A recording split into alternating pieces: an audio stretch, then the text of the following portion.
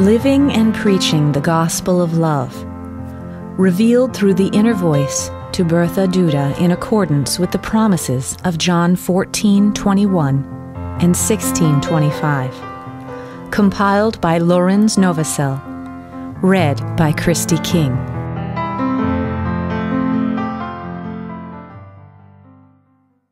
Proclamation number 4000, March 16th, 1947.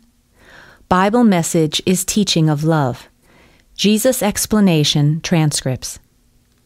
You must be taught by the Spirit within you, or you will remain without knowledge. But it can only become active if you live a life of love.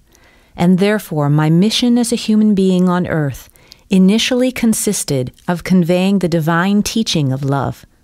For the human being's compliance with it first had to change him such that it enabled the Spirit within him to become active, and only then were further spiritual instructions possible. However, at the time of my life on earth, people had so much diverged from love that they had to be informed time and again, and in ever greater detail, of the consequences of their heartlessness, and the commandment of love had to be constantly preached to them. And I was only able to initiate a few into profound knowledge. Yet it would not have been wise on my part to impart this knowledge to people in general, because without love it remains dead knowledge without result. And therefore it was my will that my disciples' transcripts were preserved in such a form that they indeed lack profound knowledge, but nevertheless contain the teaching of love. And anyone who follows it will also penetrate into deeper knowledge if he seriously desires it. I myself have certainly shared an abundance of knowledge on earth, yet I also knew my listeners' hearts, and I was aware of their degree of love, their will, and their realization of my personality, which made them accept the knowledge they were offered as the only truth. I also instructed my disciples, and through pouring out my Spirit after my ascension, I enabled them to impart to their fellow human beings the same information they received through the Spirit. And thus people who were brought the gospel by my disciples were well taken care of. But since a life of love is always a prerequisite in order to understand profound spiritual knowledge and derive the blessing from it, the commandment of love was intended to be passed on to future generations, and was therefore written down by my disciples on my instructions, so that it would be preserved as I had taught it on earth.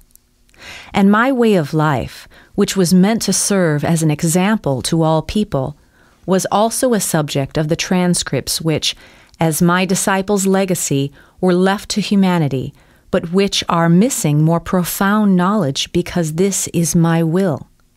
For anyone who wants to draw the knowledge from the Scriptures, which indeed include my word, but who is without love, would not know what to do with it, because spiritual knowledge is the light which is only kindled through love, which can only burst into full radiance when the human being's spirit awakens and then enlightens the person from within.